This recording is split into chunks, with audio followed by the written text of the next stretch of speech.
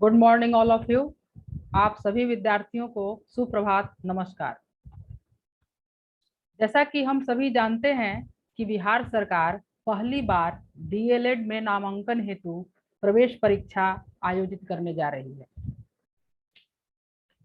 आप सभी छात्रों के लिए ये वीडियो उपयोगी साबित हो, इसका प्रयास इस वीडियो में किया गया है।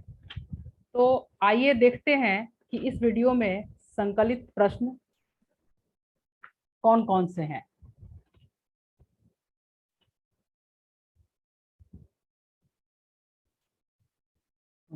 देखिए,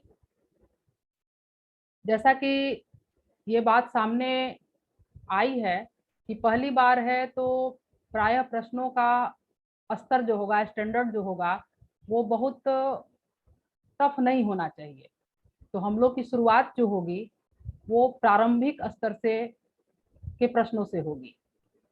तो इसी को ध्यान में रखते हुए इस वीडियो में कुछ प्रश्न लिए गए हैं, और इसके बाद जो वीडियो आएगा वो अकॉर्डिंग टू बिहार सरकार ने जो डीएलएड का सिलेबस जारी किया है, मतलब कि जो नंबर दिए हैं कि इस सब्जेक्ट से इतने नंबर, इस सब्जेक्ट से इतने नंबर, उसके आधार पर होगा। तो आइए देखते हैं कुछ आसान प्रश्नों को आज। देखिए, पहला प्रश्न है, गेहूं और जौ की फसलों के संदर्भ में निम्नलिखित कथनों पर विचार कीजिए। ऑप्शन देखिए, ऑप्शन में पहला ऑप्शन दिया गया है कि मनुष्यों द्वारा सर्वप्रथम इन्हीं फसलों को उपजाने की शुरुआत की गई। दूसरा देखिए, इन फसलों के उपजाने का क्षेत्र हिमालय और विंध्य की पहाड़ियां थी। तीसरा है, उपर्युक्त कथनों में से कौन सा कथन सही है। ये ऑप्शन दिए गए हैं और नीचे ऑप्शन का चुनाव हमें करना है। तो पहला ए जो है वो कह रहा है कि केवल एक नंबर, बी कह रहा है कि केवल 2 नंबर, सी कह रहा है कि केवल 1 और 2 दोनों, और डी कह रहा है कि ना तो 1 और ना 2। तो अब आपको देखना है, ये आपका एक तरह से टेस्ट है। आप ये भी जान पाएंगे कि आप कितनी जानकारी रखते हैं। तो आप भी सोचिए उत्तर क्या होगा। देखिए, इसका उत्तर होगा केवल 1, अर्थात मनुष्यों द्वारा सर्वप्रथम गेहूं और जौ फसलों को ही उपजाने की शुरुआत की गई थी। तो अब आप पढ़े होंगे तो आप ये भी जानते होंगे कि गेहूं और जौ जो है वो उपजाने के उसके प्राचीनतम जो साक्ष्य मिले हैं, निशान मिले हैं, वो मेहरगढ़ के बलूचिस्तान से मिला है। तो इस तरह से हम लोग कुछ बैक में याद रखने की कोशिश करेंगे कि ये कहाँ मिला था। तो मेहरगढ़, बलूचिस्तान में। आइए दूसरे प्रश्न की तरफ बढ़ते हैं। दूसरा प्रश्न है, भारतीय उपमहाद्वीप के संदर्भ में निम्नलिखित कथनों पर विचार कीजिए। अब देखिए, इसका आंसर में क्या बोला गया है। पहला नंबर है, आरंभिक नगरों के विकास सिंधु व इसकी सहायक नदियों के किनारे हुआ। दूसरा है, गंगा व इसकी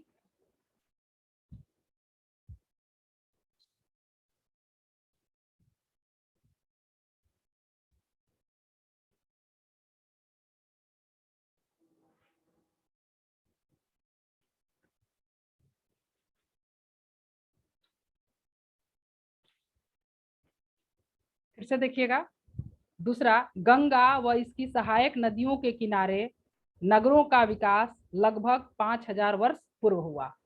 ये दूसरा था। तीसरा ऑप्शन आपके सामने है। देखिए, उपर्युक्त कथनों में से कौन सा सही है।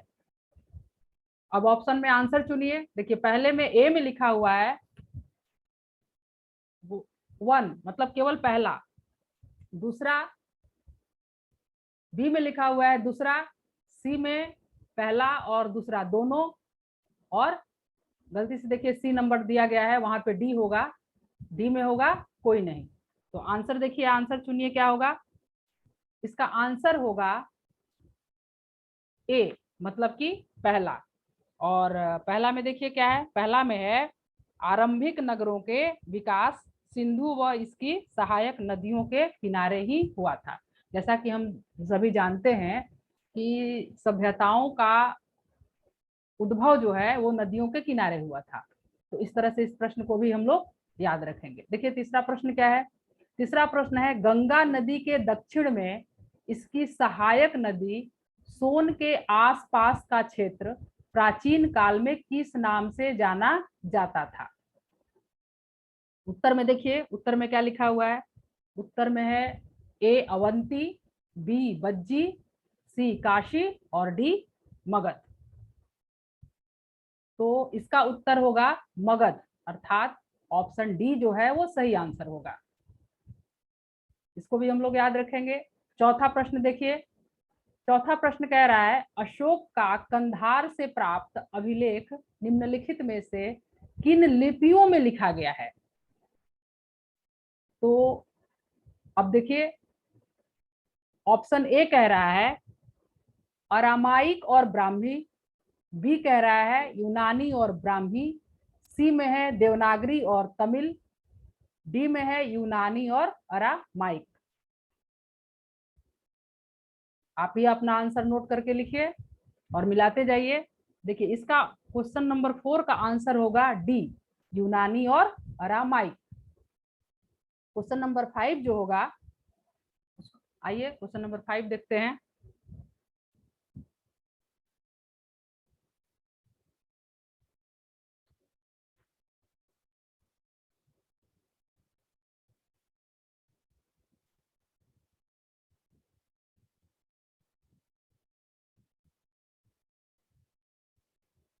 क्वेश्चन नंबर 5 देखिएगा, थोड़ा स्क्रीन पे पूरी तरह से नहीं आ रहा है तो सुनिएगा। निम्नलिखित पुरास्थलों में से किस स्थान से मनुष्य के आखेटक खाद्य संग्राहक होने के प्रमाण नहीं मिले हैं।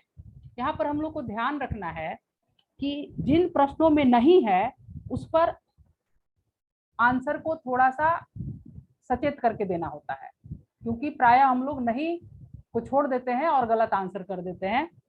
इसमें लिख रहा है कि आखेटक खाद्य संग्राहक होने के प्रमाण नहीं मिले हैं। तो ऑप्शन ए जो है वो है भीमबेटका, दूसरा है बी में है हुसंगी, सी में है चिरांद और डी में है कुरनुल गुफाएं। तो आंसर जो है इसका वो होगा सी, चिरांद ऐसी जगह है जिसमें मनुष्य के आखेटक खाद्य संग्राहक होने के प्रमाण नहीं मिले हैं। किसमें नहीं मिले हैं? चिरांद में आखेटक खाद्य संग्राहक होने का प्रमाण नहीं मिला है। चलिए आते हैं क्वेश्चन नंबर 6 पर। निम्नलिखित में से कौन सा पूरा स्थल प्रागैतिहासिक शैल चित्रकला के लिए जाना जाता है? शैल चित्रकला के लिए जाना जाता है। तो देखिए ऑप्शन में क्या है, आंसर में ए है अमरावती, बी है भीमबेटका, सी है बाघ की गुफाएं और डी है अजंता। क्वेश्चन नंबर 6, तो क्वेश्चन नंबर 6 का आंसर जो है वो बी होगा, भीमबेटका।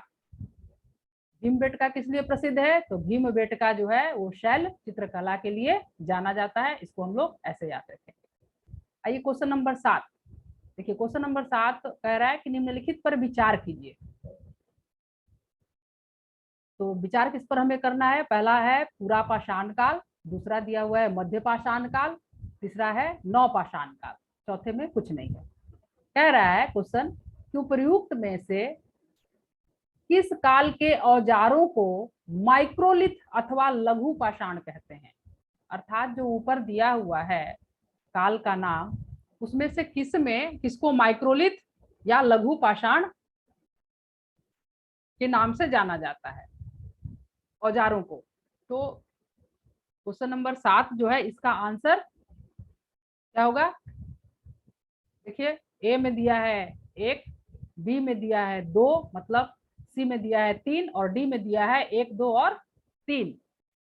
तो 7 का जो आंसर होगा वो होगा मध्य पाषाण काल, अर्थात answer number option number B जो है वो सही होगा, 2 मध्य पाषाण काल। चलिए आगे बढ़ते हैं क्वेश्चन नंबर 8 में। देखिए 8 क्या कह रहा है।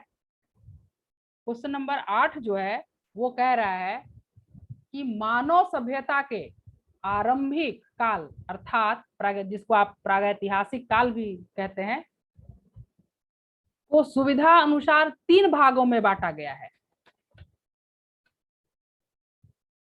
निम्नलिखित में से कौन सा उन 3 में नहीं आता है। 3 भागों में बांटा गया है, उसमें से कौन सा ऐसा नाम है जो कि उन तीनों में से नहीं है, ये हमसे पूछा जा रहा है। क्वेश्चन क्या कह रहा है इसको समझना है। तो क्वेश्चन ये कह रहा है कि पूरा मानव सभ्यता का आरंभिक काल, जिसे आप प्रागैतिहासिक काल के नाम से जानते हैं, उसको 3 भागों में बांटा गया है और 3 भागों में से वो ऑप्शन में जो 4 नाम दिया है उसमें से कौन सा नहीं है। तो ऑप्शन देखिए क्या क्या है। ऑप्शन है ए पूरा पाषाण काल, बी मध्य पाषाण काल, सी नवपाषाण काल, डी महापाषाण काल। सोचिए ये बहुत ही आसान प्रश्न है और बहुत ही इंपॉर्टेंट प्रश्न है।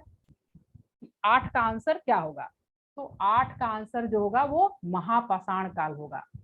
महापाषाण काल जो है वो प्रागैतिहासिक काल के 3 भागों में से एक भाग नहीं है। चलिए क्वेश्चन नंबर 9 पे आते हैं। क्वेश्चन नंबर 9 कह रहा है निम्नलिखित में से सबसे पहले किस जंगली जानवर को पालतू बनाया गया। उम्मीद है कि इस प्रश्न का उत्तर आप लोगों को आता होगा।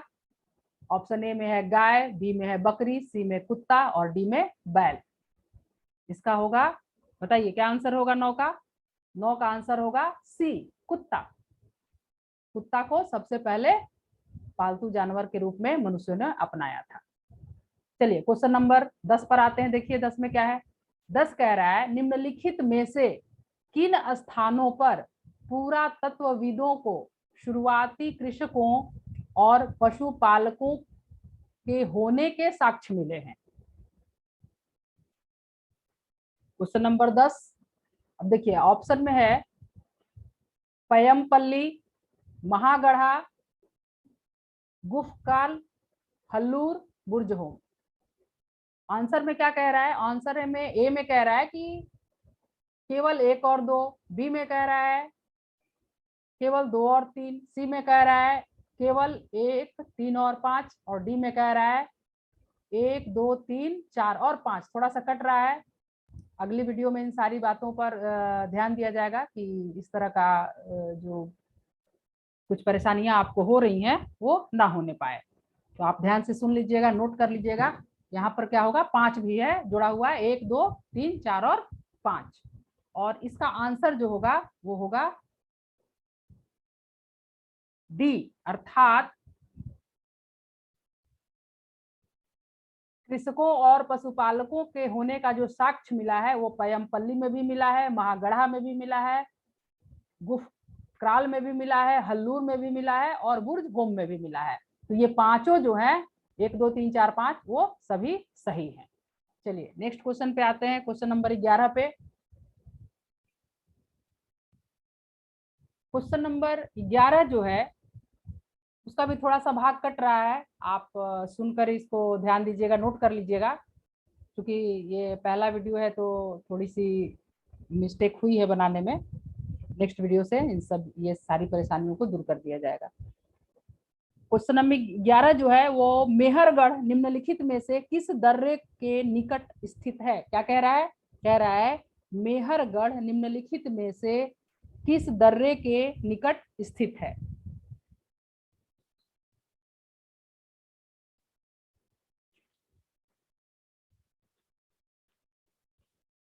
देखिए ए में दिया है, अब आपके सामने होगा। ऑप्शन आपके सामने है बोलन दर्रा, बी में है गोमल दर्रा, सी में है खैबर दर्रा और डी में है काराकोरम दर्रा। तो क्वेश्चन नंबर 11 का जो आंसर है वो होगा बोलन दर्रा। ठीक है आगे बढ़ते हैं। क्वेश्चन नंबर 12 देखिए निम्नलिखित पुरास्थलों में से कौन सा एक ब्रह्मपुत्र की घाटी की एक पहाड़ी पर स्थित है। क्या पूछ रहा है। ब्रह्मपुत्र की घाटी की एक पहाड़ी पर कौन सा एक पुरा स्थल स्थित है? 12 में आंसर में क्या दिया है? मेहरगढ़, हल्लूर, गुफक्राल और डी जो है वो दाऊजली हेडिंग।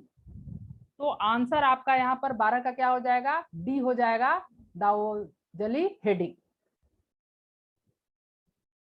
उसके बाद क्वेश्चन नंबर आइए 13 पर। 13 कह रहा है भारतीय उपमहाद्वीप में कई आरंभिक नगर खोजे गए,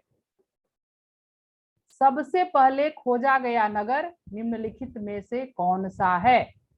क्या पूछ रहा है? पूछ रहा है कि सबसे पहले खोजा गया नगर कौन सा है भारतीय उपमहाद्वीप में। 13 में पहला है हड़प्पा, बी है मोहनजोदड़ो, सी है लोथल और डी है सोत्काकोह। तो इसका आंसर क्या होगा? इसका आंसर बहुत ही आसान है, आपको याद भी होगा। इसका आंसर होगा ऑप्शन ए, हड़प्पा। चलिए 14 पे आते हैं। 14 कह रहा है, क्वेश्चन नंबर 14 जो है वो कह रहा है कि हड़प्पा पुरास्थल निम्नलिखित में से किस स्थान पर है? हड़प्पा पुरास्थल निम्नलिखित में से किस स्थान पर है? ऑप्शन ए में गुजरात, जो कि भारत में आप जानते हैं, बी पंजाब, ये भी भारत में जो पंजाब स्थित है उसकी बात है, सी है पंजाब जो पाकिस्तान में आता है, डी काबुल जो अफगानिस्तान में आता है। तो हड़प्पा पुरास्थल इसमें से कहां पर है बताइए? 14 में 14 का आंसर क्या होगा? 14 का आंसर जो है वो सी होगा, पंजाब। वो पंजाब जो कि पाकिस्तान में है, वहां पर हड़प्पा पुरास्थल स्थित है। तो अब आइए क्वेश्चन नंबर 15 जो है वो भी, यहाँ पर भी थोड़ी सी आपको परेशानी होगी, ध्यान से सुनिएगा। निम्नलिखित में से किस हड़प्पीय स्थल से एक कढ़ाईदार वस्त्र पहने एक महत्वपूर्ण व्यक्ति की पत्थर से बनी मूर्ति प्राप्त हुई है? क्या कह रहा है? फिर से क्वेश्चन सुन लीजिए।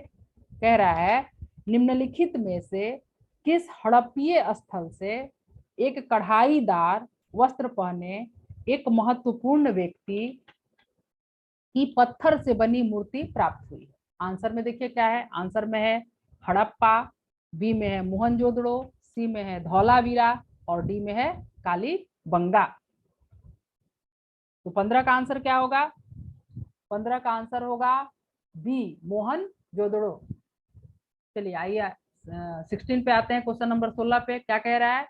हड़प्पा के नगरीय जीवन के संदर्भ में निम्नलिखित कथनों पर विचार कीजिए। ध्यान से पढ़िएगा, क्वेश्चन का पैटर्न थोड़ा बदला गया है।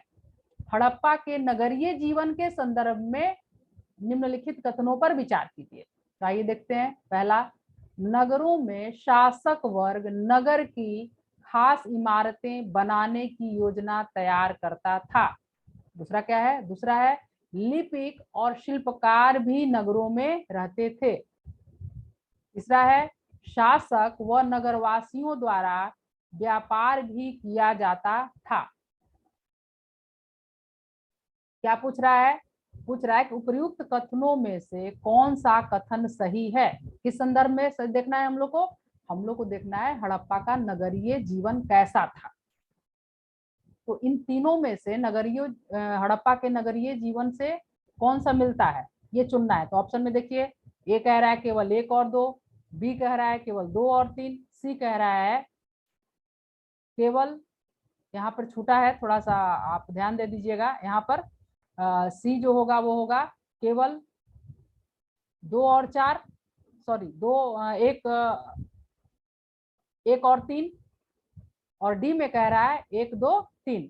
सी में क्या होगा? सी में होगा केवल 1 और 3 और डी में है 1 2 और 3। तो 16 का आंसर क्या होगा? 16 का आंसर जो होगा वो डी होगा, 1 2 और 3। अर्थात ये तीनों वाक्य जो है वो तीनों हड़प्पा के नगरीय जीवन से संबंध रखते हैं। तीनों सही है। हड़प्पा कि सभ्यता जो है वो काफी विकसित सभ्यता मानी जाती है, और ये सुसज्जित शहर जो है उसमें ये तीनों बातें लागू होती हैं। चलिए आगे बढ़ते हैं क्वेश्चन नंबर 17 पे।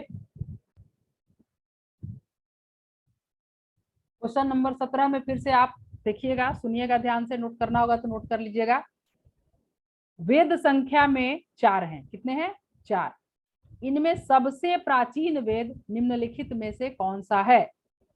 देखिए प्रश्न ऐसे प्रश्नों का ऐसा चुनाव किया गया है कि यदि आप ध्यान से देखिए तो एक प्रश्न उसमें भी छुपा हुआ है। जैसे यही 17 नंबर प्रश्न ले लीजिए, कह रहा है कि वेद संख्या में 4 हैं, तो एक आंसर तो आप, एक प्रश्न तो यही बन गया, वेद कितने हैं? तो 4 हैं।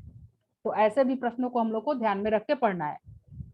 सबसे प्राचीन वेद आपसे पूछा जा रहा है कि सबसे प्राचीन वेद कौन है। ऑप्शन में ए में है ऋग्वेद, बी में है सामवेद, सी में है यजुर्वेद और डी में है अथर्ववेद। तो 17 का आंसर क्या होगा?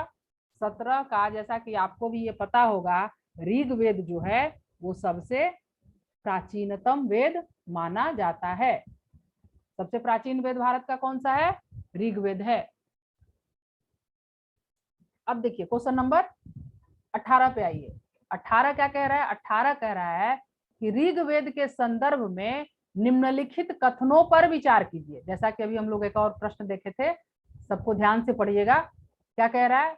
ऋग्वेद के संदर्भ में जो बातें वाक्यों में लिखी गई हैं वो सही है या गलत है, उस पर हमको विचार करना है। तो पहला कथन क्या है? पहला है ऋग्वेद में सभी सूक्तों की रचना पुरुषों द्वारा की गई थी। दूसरा क्या है? दूसरा है ऋग्वेद की भाषा प्राक संस्कृत या वैदिक संस्कृत कहलाती है। तीसरा जो है वो है ऋग्वेद का उच्चारण और श्रवण किया जाता था, न कि इन्हें पढ़ा जाता था। क्या कह रहा है? कह रहा है कि उपयुक्त कथनों में से कौन सा कथन सही है। जो 3 कथन ऋग्वेद के बारे में लिखे गए हैं उसमें से कौन सा कथन सही है, इसका चुनाव हम लोग को करना है। अब देखिए ऑप्शन में कह रहा है कि ए केवल एक, मतलब पहला कथन सही है। ऑप्शन बी कह रहा है कि केवल 1 और 2 सही है। सी कह रहा है कि केवल 2 और 3 सही है। और डी कह रहा है कि 1, 2 और 3 तीनों सही है। तो क्वेश्चन नंबर 18 जो है उसका आंसर क्या होगा?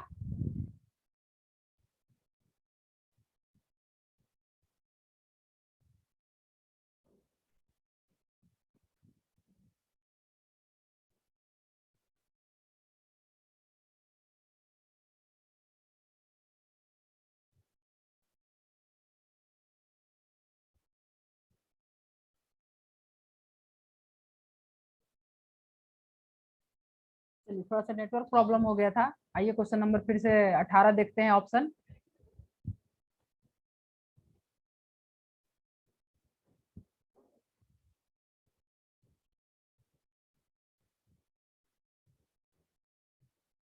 ए केवल 1, बी केवल 1 और 2, सी केवल 2 और 3, डी 1, 2 और 3। तो क्वेश्चन नंबर 18 का आंसर जो है वो ऑप्शन सी सही होगा, केवल 2 और 3। तो 2 और 3 में देख लीजिए क्या है। 2 और 3 में है ऋग्वेद की भाषा प्राक संस्कृत या वैदिक संस्कृत कहलाती है। अर्थात ऋग्वेद की भाषा क्या है? वैदिक संस्कृत या प्राक संस्कृत। ऋग्वेद का उच्चारण और श्रवण किया जाता था, न कि इन्हें पढ़ा जाता था। सुनकर, पहले वैसे भी गुरुकुल की जो व्यवस्था थी वो सुनकर श्रवण करके ज्ञान सीखा जाता था। तो श्रवण तभी होगा जब कोई उच्चारण करेगा। तो इस तरह से हम लोग इसको याद रखेंगे कि उच्चारण और श्रवण के द्वारा ऋग्वेद को धारण किया जाता था, न कि पढ़ा जाता था। चलिए क्वेश्चन नंबर 19 में आते हैं। 19 क्या कह रहा है? 19 कह रहा है कि आर्य लोग अपने विरोधियों को निम्नलिखित विकल्पों में से क्या कहते थे। मतलब कि पहले के जो लोग होते थे वो, ये मित्र और शत्रु की परंपरा बहुत प्राचीन है। जब से मनुष्य सभ्यता का विकास हुआ तब से ही है। तो आर्य लोग अपने विरोधियों को निम्नलिखित विकल्पों में से क्या कहते थे। ए में कह रहा है कि शत्रु कहते थे, बी विरोधी, सी अरि और डी दस्यु। बताइए क्या कहते थे? आसान प्रश्न है ये। डी आंसर क्या होगा? डी दस्यु कहा जाता था। आइए प्रश्न नंबर 20 पर। 20 क्या कह रहा है?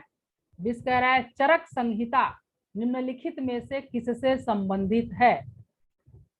क्वेश्चन नंबर 20 जो है वो चरक संहिता निम्नलिखित में से किससे संबंधित है? खगोल विज्ञान से संबंधित है कि व्याकरण से संबंधित है, चिकित्सा से संबंधित है या गणित से संबंधित है? बताइए चरक संहिता किसके लिए प्रसिद्ध है? आंसर सोचिए। चिकित्सा के लिए। आंसर सी जो है वो सही ऑप्शन है। आंसर सी चिकित्सा के लिए चरक संहिता प्रसिद्ध है या संबंधित है। क्वेश्चन नंबर 21 पर आइए। यही हमारा अंतिम प्रश्न भी होगा इस वीडियो का। ऋग वैदिक युद्धों के संदर्भ में निम्नलिखित में से कौन सा कथन सही नहीं है? फिर देखिए यहाँ पर क्या है, नहीं है पूछ रहा है। फिर से हम लोग इसको दोबारा पढ़ेंगे। ऋग वैदिक युद्धों के संदर्भ में निम्नलिखित में से कौन सा कथन सही नहीं है? ऑप्शन ए, इस काल में मवेशियों के लिए युद्ध लड़े जाते थे। बी, लड़ाइयां जमीन के लिए भी लड़ी जाती थी। सी कह रहा है युद्ध में जीता गया धन केवल सरदारों और पुरोहितों में बांटा जाता था। और डी, इस काल में युद्धों के लिए कोई अस्थाई सेना नहीं होती थी। थोड़ा सा कट रहा है, ध्यान से इसको सुन लीजिए, लिख लीजिएगा। डी जो है वो कह रहा है कि इस काल में युद्धों के लिए कोई अस्थाई सेना नहीं होती थी। तो 21 का आंसर जो है वो सी है। युद्ध में जीता गया धन केवल सरदारों और पुरोहितों में बांटा जाता था। तो इस पहले वीडियो का ये आज के लिए अंतिम प्रश्न था।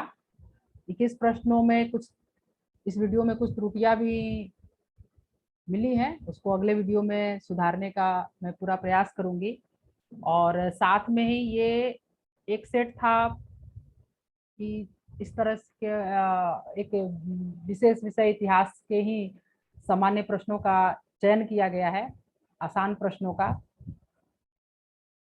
इसके बाद जो वीडियो आएगी उसमें इस वो आपके लिए और अधिक उपयोगी साबित हो उसका पूर्ण प्रयास किया जाएगा।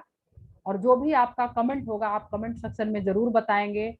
आप हर एक छोटे छोटे सुझाव भी देंगे कि और क्या क्या वीडियो में डाला जाए, कैसा वीडियो तैयार किया जाए, कैसी सामग्री इकट्ठी की जाए और क्या सुधार हो। आपके सुझाव आमंत्रित हैं और आपके सुझाव आएंगे, इसकी मैं उम्मीद करती हूँ। इसी के साथ धन्यवाद वीडियो देखने के लिए। नमस्ते।